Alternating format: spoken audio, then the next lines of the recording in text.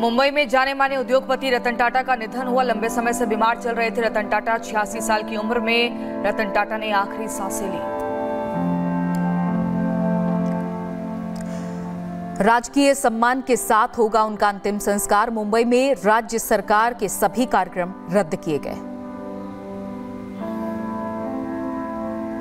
वर्ली शमशान में होगा रतन टाटा का अंतिम संस्कार। दोपहर 3:30 बजे तक चलेगा कार्यक्रम। रतन टाटा के आवास के बाहर सुरक्षा बढ़ाई गई। रतन टाटा के अंतिम संस्कार में शामिल होंगे केंद्रीय गृह मंत्री अमित शाह। पीएम मोदी ने भी नोएल टाटा से बातचीत की। निधन पर व्यक्ति की संवेदना, टाटा कॉर्पोरेशन के अध्यक्ष नोएल टाटा।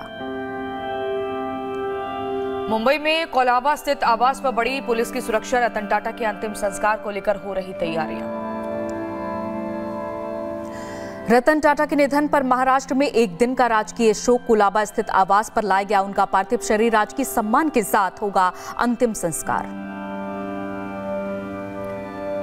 रतन टाटा के निधन पर पीएम मोदी ने दुख जताया। बोले, रतन टाटा के साथ अनगिनत यादें हैं। रतन टाटा दूरदर्शी कारोबारी थे। राष्ट्रपति द्रौपदी मुर्मू ने रतन टाटा के निधन पर शोक जताया। बोली, भारत ने एक आइकॉन खो दिया है। पद्म विभूषण और पद्म भूषण से सम्मानित रतन टाटा ने टाटा ग्रुप की विरासत को आगे बढ़ाया है। लोकसभा स्पीकर ओम बिरला ने दुख जताया। बोले, रतन टाटा जी की सादगी, दूरदर्शिता और सेवा भावना युगों युगों तक प्रेरणा का स्रोत बनी रहेगी। उनका जाना देश के लिए एक अपूर्णीय क्षति। रक्षा मंत्री राजनाथ सिंह ने दुख जताया। रतन टाटा को भारत के उद्योग जगत का स्तंभ बताने वाले भारत की अर्थव्यवस्था में उनका योगदान अभूतपूर्व है। केंद्रीय गृह मंत्री अमित शाह ने दुख जताया। बोले, रतन टाटा जी के निधन से बहुत दुख हुआ। उन्होंने निस्वार्थ भाव से अपना जीवन हमारे राष्ट्र के विकास के लिए समर्पित कर दिया। रतन टाटा के निधन पर केंद्रीय मंत्री जेपी नड्डा ने जाहिर किया दुख। ट्वीट कर लिखा, उद्योग और समाज के लिए भारी क्षति। रतन टाटा के निधन पर विदेश मंत्री एस जयशंकर का ट्वीट जताया दुख। लिखा, आज का युग एक युग का आज अंत हुआ है। रतन टाटा के निधन पर नितिन गडकरी ने दुख जताया। बोले, रोजगार निर्माण में उनका अहम योगदान था। देशभक्त और संवेदनशील समाज सेवी थे। रतन टाटा के निधन पर महाराष्ट्र सीएम एकनाथ शिंदे ने दुख जताया। बोले, अनमोल रत्न टाटा का दुखद निधन, भारत का कोहिनूर चला गया। अनमोल रत्न कहते हैं वो रहा नहीं। ये भारत का कोहिनूर हरपला, भारत का कोहिनूर रहा नहीं, हमसे बिछड़ गया है।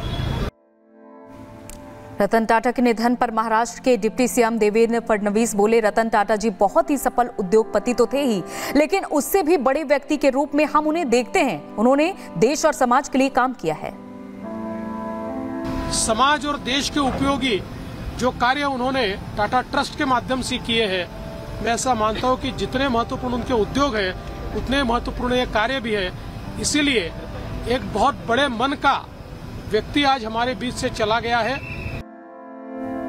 उत्तर प्रदेश के मुख्यमंत्री योगी आदित्यनाथ ने रतन टाटा के निधन पर शोक जताया।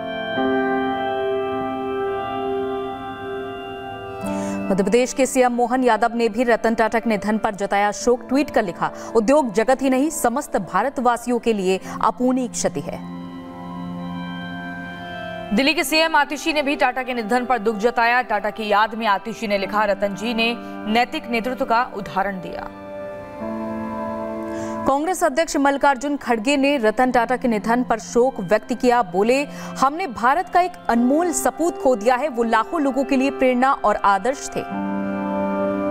रतन टाटा के निधन पर झारखंड के मुख्यमंत्री हेमंत सोरेन ने दुख जताया। एक दिन के राजकीय शोक का ऐलान किया और कहा, टाटा के योगदान की बदौलत झारखंड को पूरी दुनिया में अलग पहचान मिली।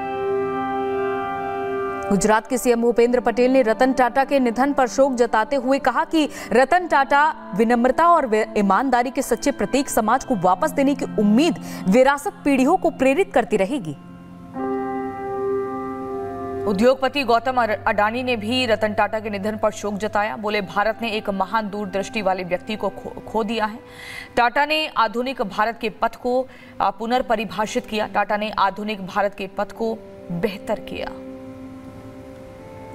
रतन टाटा के निधन की सूचना मिलते ही रिलायंस इंडस्ट्रीज के चेयरमैन मुकेश अंबानी ब्रिच कैंडी अस्पताल पहुंचे। रतन टाटा को याद करते हुए कहा कि ये भारत और भारतीय उद्योग जगत के लिए बहुत दुखद दिन है। गूगल के सीईओ सुंदर पिचाई ने रतन टाटा के निधन पर दुख जताया। एक्स पर पोस्ट कर लिखा, रतन टाटा का जाना ये एक बहुत बड़ा दुख है। प्रेरणा और एक विरासत जो पीछे वो छोड़ के गए हैं, परोपकारी विरासत, उसको हमेशा याद रखा जाएगा।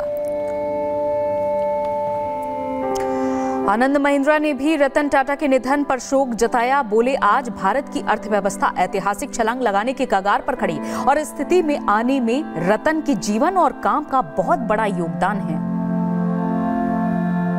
मशहूर गायक दिलजीत दोसांझ ने कॉन्सर्ट के दौरान रतन टाटा को श्रद्धांजलि दी और कहा, हम सब लोगों को उनसे काफी कुछ सीखने की जरूरत है। लाओस की यात्रा पर रवाना हुए पीएम मोदी 21वें आसियान भारत समिट में हिस्सा लेंगे। नवरात्र पर मोदी सरकार का बड़ा ऐलान, 2028 तक गरीबों को मुफ्त अनाज। केंद्रीय मंत्रिमंडल ने मुफ्त अनाज योजना को दिसंबर 2028 तक बढ़ाने की मंजूरी दी। कांग्रेस पर पीएम मोदी का करारा प्रहार, कहा कि नफरत की फैक्ट्री है कांग्रेस, हिंदू समाज में आग लगाना चाहती है पार्टी, जाति के जहर से बांटने की साजिश। शपथ ग्रहण से पहले मोदी अमित शाह राजनाथ सिंह से मिले। नायब सिंह सैनी हरियाणा में रिकॉर्ड जीत के बाद लिया आशीर्वाद। विजयदशमी के बाद हो सकता है शपथ ग्रहण समारोह। जम्मू कश्मीर में अब उमर अब्दुल्ला को चाहिए मोदी का साथ, कहा मिलकर करेंगे जनता की खिदमत। 370 की वापसी मुश्किल, लेकिन जिंदा रखेंगे मुद्दा। शिवसेना नेता संजय राउत के खिलाफ भोपाल में एफआईआर दर्ज। लाडली बहना योजना बंद होने की बात कही थी। शिवसेना नेता संजय राउत के आरोपों पर सीएम मोहन यादव का पलटवार। बोले, हार के डर से वो बोल रहे हैं झूठ। हार के भय से शिवसेना उद्धव की पार्टी के लोग झूठ बात करके महाराष्ट्र के चुनाव में जनता को बरगलाना चाहते हैं। जनता बरगलाएगी नहीं। केंद्रीय मंत्री गिरिराज सिंह का कांग्रेस पर बड़ा हमला, का कांग्रेस में नहीं है मोदी से लड़ने की क्षमता। महाराष्ट्र झारखंड में आजमा कर देख ले कांग्रेस, सिर्फ बीजेपी ही चला सकती है सशक्त और समावेशी सरकार। दिल्ली सीएम आवास को लेकर आप एलजी में बढ़ा घमासान। आपका आरोप, एलजी के आदेश पर हटाया गया सीएम आतिशी का सामान। एलजी हाउस का बयान, सीएम आवास का मालिक पीडब्ल्यूडी, आतिशी ने खुद हटाया सामान।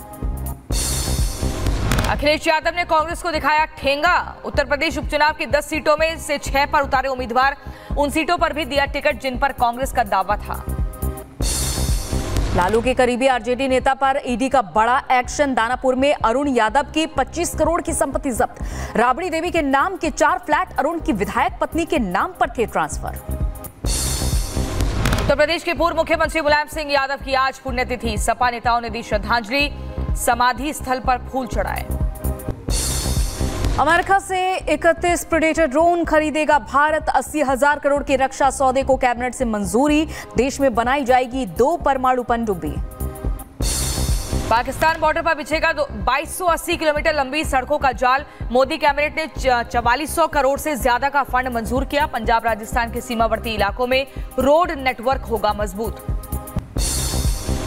एमपी के उज्जैन के गरबा पंडाल में पकड़ा गया एक मुस्लिम युवक। राहुल बनकर पंडाल में घुसा था फिरोज। तलाशी में मिला आपत्तिजनक सामान। आयोजकों ने आरोपी को पुलिस को सौंपा। मध्य प्रदेश के इंदौर में हिंदू बनकर गरबे में घुसा मुस्लिम युवक। बजरंग दल के कार्यकर्ताओं ने युवक को पकड़ा।